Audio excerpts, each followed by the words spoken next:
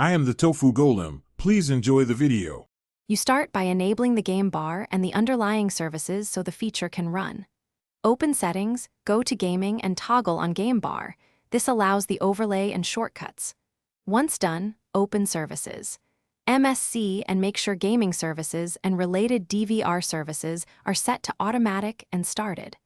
Also sign into your Microsoft account and check for Windows updates. These steps eliminate permission and version mismatch issues that commonly block the overlay.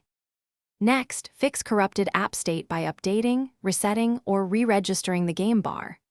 Open Microsoft Store, update the app.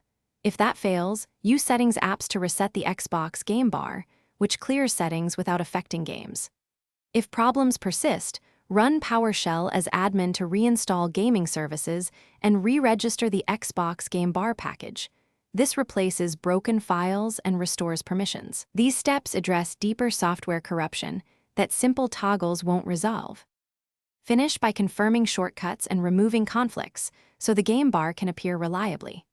Open game bar settings to verify Win+G shortcut and customize keys, then temporarily disable other overlays like Discord or NVIDIA, and close screen recorders or anti-cheat tools that block overlays. If it still fails, create a fresh Windows user profile or roll back with System Restore to a date when it worked. This isolates profile corruption. Quick troubleshooting tip: try a clean boot. If game bar works, a startup app is the culprit. Thanks for watching. Consider subscribing if we helped you today.